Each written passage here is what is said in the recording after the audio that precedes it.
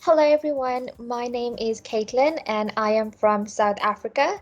I am currently a master's student supervised by Professor James and Professor Govender. My research is focusing on climate change understanding and practices with pre-service teachers, but today I will be looking at exploring the gaps in knowledge about climate change. Okay, so I'm just going to put my camera off. Okay, so as seen in these pictures, the recent floods in South Africa served as a reminder of the urgency to address climate change and its consequences. While early warning systems play a role, a deeper understanding of the science behind climate change is needed for effective preparation and adaptation. And this is where climate change education and teaching becomes a critical intervention. So climate change education equips individuals and communities from an ecological, social, and an economic perspective by creating awareness, fostering preparation, and building an understanding. And as teachers, climate change education goes a step further. So it empowers students with the critical thinking skills and scientific literacy required to take concrete action. And this action encompasses mitigation strategies and adaptation techniques to build resilience for climate change impacts. By effectively integrating climate change education into our teaching, we create a multiplier effect. So climate change demands a collective response, and climate change education stands as a cornerstone in building a more informed, prepared, and proactive population. So the research question for this presentation looks at what are pre-service teachers' understandings of climate change before the teaching of a module. Okay, so climate change has become a pressing global concern, but media portrayals often depict that climate change is of uncertainty and does not need immediate action. So while awareness is rising, significant behavioral changes have yet to happen.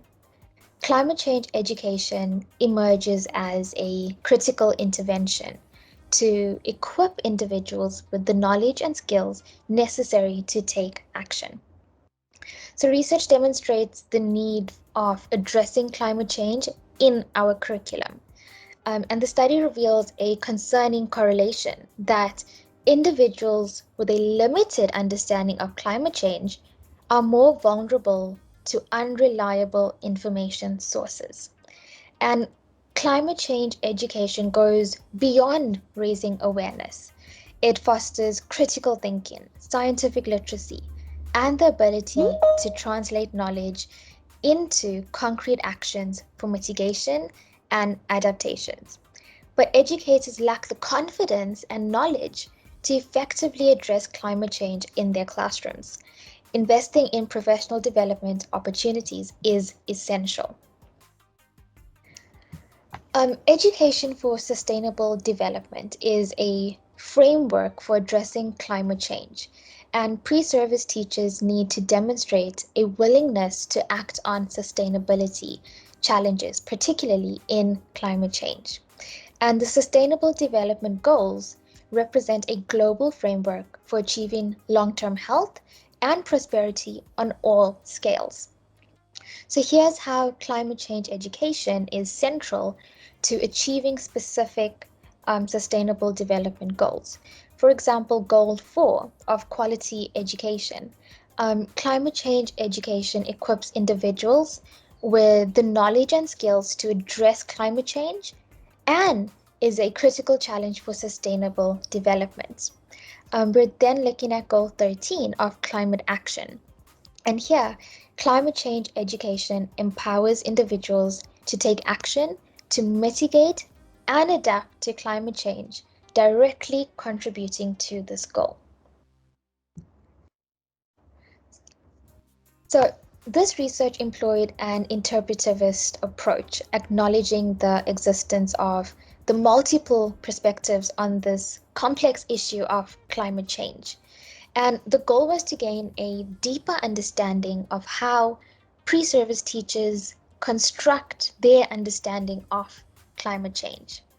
The research also utilized a mixed method approach, combining both the quantitative and qualitative data collection methods. Quantitative data was gathered through questionnaires, which was providing an overview of pre-service teachers' knowledge and their viewpoints, whereas qualitative data was collected through interviews. And this approach allowed the pre-service teachers to share their personal experiences, their motivations, and emotions surrounding climate change. So, by combining these methodologies, the research aimed to create a comprehensive picture of pre-service teachers' conceptions of climate change. A purposive sampling was adopted with 40 pre-service teachers who answered the questionnaire, and of those 40 participants, 10 were randomly chosen to complete the interviews. So participants were asked to choose 3 environmental concerns, and pollution emerged as the highest priority, with 80% of participants choosing this. Secondly was flooding, which was chosen by 60%, and this was mostly chosen because of the flooding they had experienced themselves. With pollution, it was often mentioned with climate change, and the reason for this was that pollution was a contributor to climate change, and this was chosen by 57.5%. So participants were also asked about the impacts of climate change, and the most common responses from participants were that from the experiences that they personally had, and this included flooding, drought, and even extreme winds. So, for example, if we're looking at the top right picture of the car submerged in water during one of the floods. Participants also know that deforestation reduces the ability to absorb carbon dioxide, and that the burning of fossil fuels releases greenhouse gases. So, in addition to this, the extreme weather was mentioned, such as heat, heavy winds, and strong rains again. Participants demonstrated a strong grasp of perceived causes of climate change, and they identified that human activities like fossil fuel combustion and deforestation were primary contributors. Um, and while the link to the broader term of global warming may not be well linked, participants did recognize the significant shifts in our weather patterns.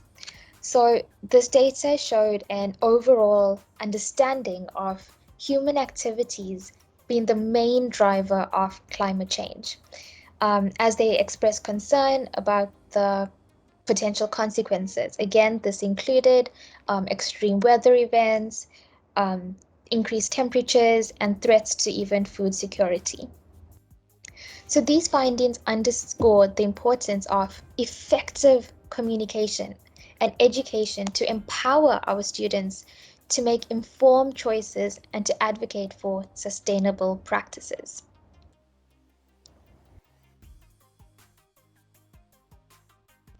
So climate change is a complex issue. And while many people recognize it as a problem, it often does not get the same level of urgency as other environmental concerns. So there is a limited scientific understanding. So the major ideas behind climate change are like the greenhouse effect and its global impact. It can be difficult for students to grasp.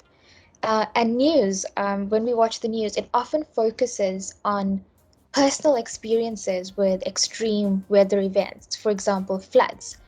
And while these are real and concerning, they don't always make the connection clear between human activity, climate change, and these events. So there is no explanation for these links.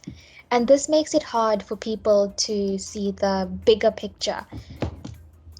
There is also a focus on personal experiences. So people tend to rely more on what they experience themselves. However, relying solely on personal experiences can limit our students' understandings of the wider effects of climate change. So, for example, someone who hasn't experienced a flood, they might not understand the devastating impacts it can have on the entire community and even our ecosystems. So the causal relationships are also unclear. Many people don't understand the causal relationships between climate change and extreme weather events. So again, yes, we are experiencing floods, but why are we experiencing it? How is it happening?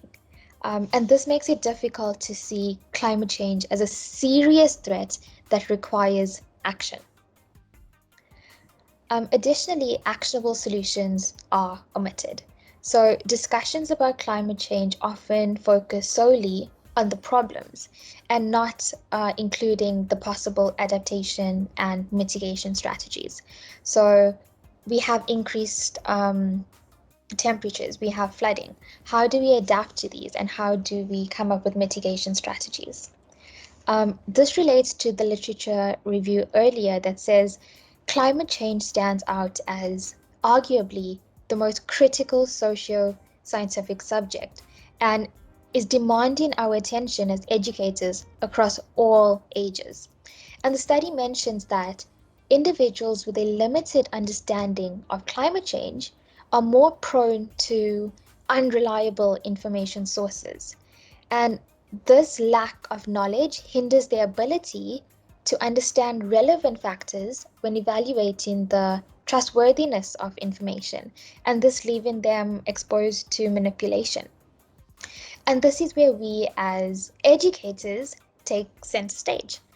By equipping our students with a comprehensive understanding of climate science, we empower them. We empower them to become discerning consumers of information. And this knowledge will equip them to navigate the complexities of this issue, critically evaluate information, and ultimately make their own informed decisions. And this again links with the multiplier effect. What we teach our students goes back into the community.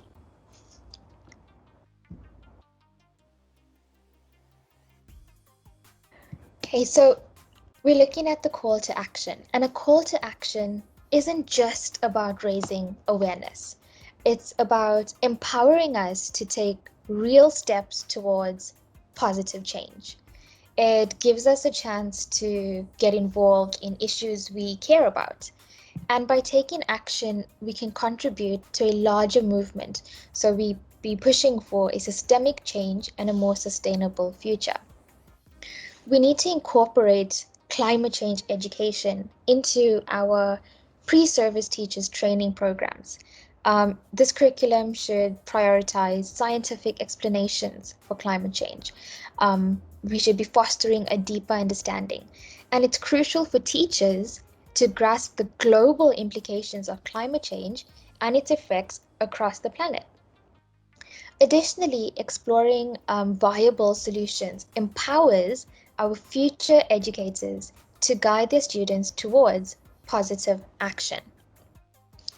To develop the most effective pedagogical approaches, cooperation between climate scientists and educators is also very important. Imagine scientists sharing their expertise with teachers. It ensures the curriculum is grounded in the latest scientific understanding. And this collaboration would ensure that our future educators and even our now educators have the tools they need to effectively communicate the complexities of climate change to their students. And our goal is not just to inform, it is also to empower our students.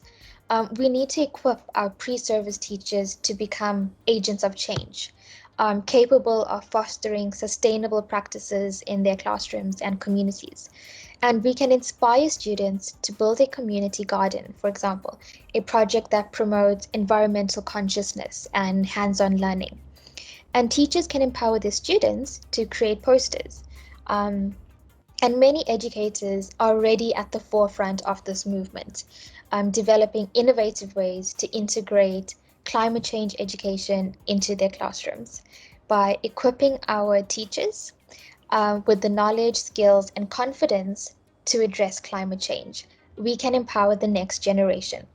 So I now encourage each of you to consider how you can contribute to a more sustainable future for our students' lives. Thank you.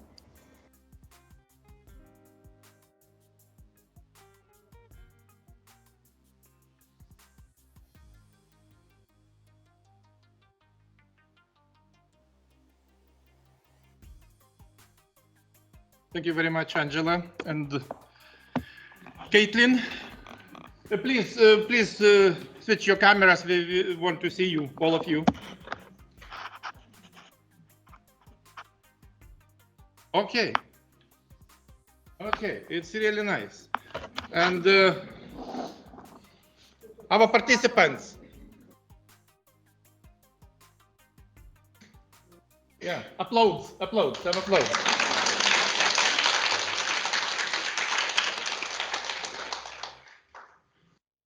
South Africa, welcome to Lithuania. Okay. Thank you. Angela, some short summary, few sentences. Okay. So firstly, I'd like to say thank you to our wonderful master's student, Caitlin Govender, who has presented a very, I would say, a meaningful, practical presentation on climate change. And we all know in these current times, the experiences that we are having with high temperatures and also the droughts that are happening, the threats to food crops and farming that is happening, that we all need to take a concerted effort on how we manage our lives and our environment. I do want to say welcome to everybody at Plungė. And yes, I want to say to the principal, it was so nice to see you earlier on. And I must say thank you to all the teachers. Know that our teacher education throughout the world is something that we have to focus on and really take to our hearts in the way we commit ourselves to enhancing education with all persons that we interact with. And I want to say lastly, thank you. Well, I should say thank you to my colleague who is Professor Govender as well. Thank you to the work that we do together with Caitlin. And thank you to Prof. Vincentus Laminauskas for this wonderful opportunity and the learning, sharing, and growing that we all do together. Thank you. Holy Trinity, Angela, Holy Trinity. Yeah, always there, Holy Trinity, you know me, hey? 3 in 1. 3 in 1. Okay. Thank you very much, and we will meet after lunch. Oh, you're not going to ask questions. Oh, you're not going to take questions. Questions, please. It's not possible.